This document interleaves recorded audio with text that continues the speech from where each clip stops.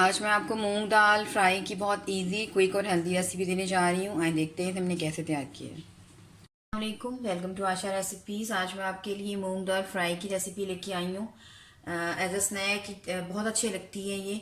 शुरू करते हैं बिस्मिल्लाहिर्रहमानिर्रहीम से। मैंने 250 ग्राम जो है वो मूंग की दाल ली थी, जिसको मैंने ओवरनाइट सो करके रखा हुआ है 1 टीस्पून बेकिंग सोडे के अंदर, मीठा सोडा जिसको हम बोलते हैं। और अब आप देख सकते हैं कि दाल की जो मकदार है वो डबल हो गई है। अगर आप चाहें तो 5-6 घंटे के लिए भी भिगो सकते हैं, लेकिन मैंने ओवरनाइट भिगोई थी, ज़्यादा अच्छा रिजल्ट आया है। और जब हम इसके अच्छी तरह से भीगने का निशानी ये है कि आप जैसे ही इसको थोड़ा सा प्रेस करेंगे ये ऐसे दब जाएगी। इसका मतलब है बहुत अच्छी तरह से सेट हो चुकी है। एक मैंने ड्रेनर ली है, ड्रेनर लेके दाल को अच्छी तरह से धोकर इस ड्रेनर के अंदर मैं इसको ड्रेन कर लूँगी। पानी का एक एक, यानी कि दाल में से एक एक कतरा पानी का निकल जाएगा। उसके बाद फिर हम इसको इस तरह से एक ट्रे लेंगे या कोई बर्तन ले लें और एक साफ़ सुथरा कपड़ा बिछा लें इसके ऊपर, और दाल को जो है ड्रेन की हुई दाल को हम इसके ऊपर बिछा देंगे। बिछा कर इसका आधे घंटे के लिए मैं इसको पंखे के नीचे रखूँगी, ताकि इसका जो अच्छी तरह से पानी वगैरह है बिल्कुल ड्राई हो जाए। तो मैं दाल ड्रेन करके लाती हूँ, फिर आपको दिखाती हूँ। ऐसे मैं दाल को अच्छी तरह से ड्रेन करके ले आई हूँ, पानी सारा इसका निकल गया है। अब इसको फैला दें इस कपड़े के ऊपर।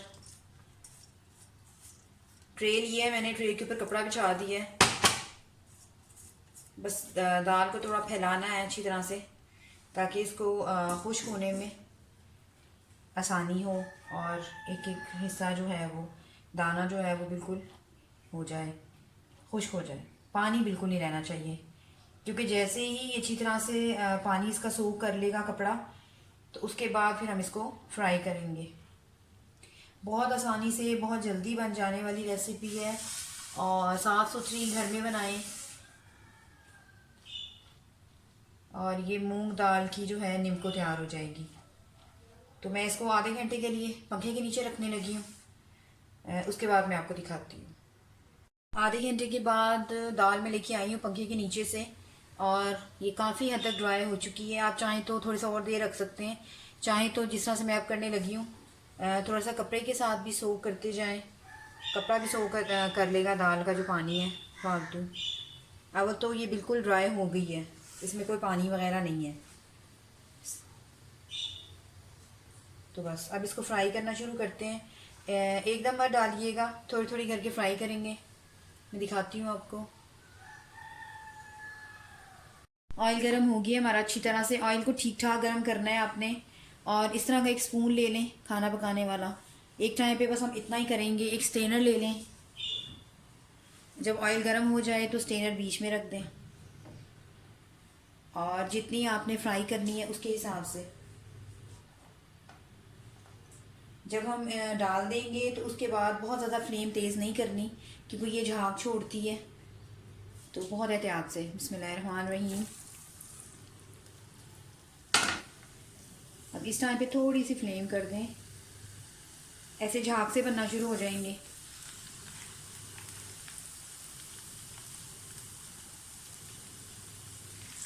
थोड़ा सा हिलाते जाएं।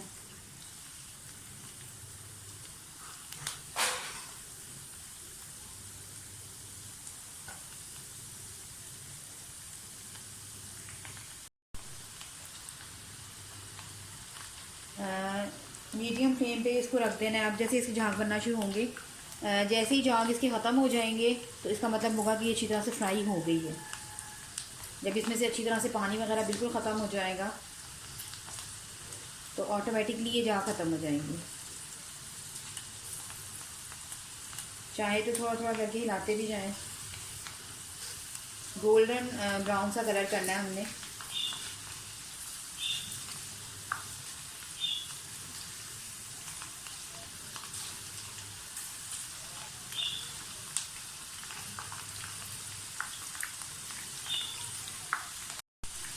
पैन को एक हाथ से पकड़ के रखें, दूसरे हाथ से स्टेनर को पकड़ के रखें। थोड़ा थोड़ा इसको शांत मतलब स्टीम करते जाएं, और फिर डालते जाएं बीच में, ताकि अच्छी तरह से चारों तरफ से दाल जो है वो फ्राई हो जाए।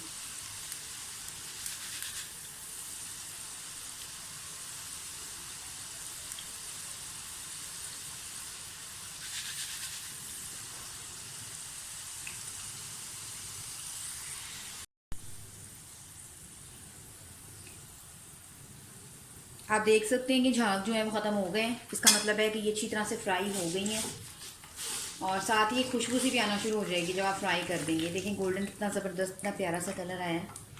इसका ऑयल अच्छी तरह से स्टेन कर लें, फिर मैं आपको प्लेट में डाल के दिखाती हूँ।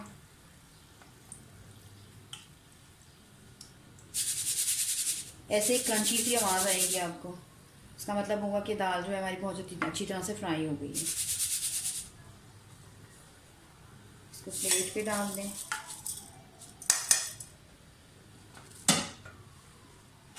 ये देखें कितना प्यारा सा कलर आया है और जब हम इसको ऐसे तोड़ेंगे तो ये हाथ से ही टूट जाएगी।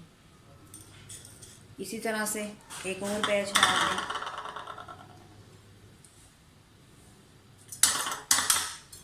स्टेनर बीच में और फिर से दाल डालेंगे। झाग बनना शुरू हो जाएगी।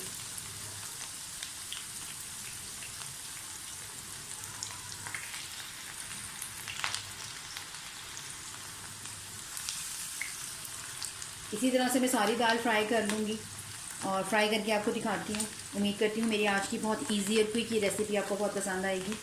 अगर आपको मेरी रेसिपीज़ पसंद आ रही हैं तो प्लीज़ मेरे चैनल आशा रेसिपीज़ को सब्सक्राइब कीजिए, लाइक कीजिए, शेयर कीजिए और कमेंट्स भी दीजिए।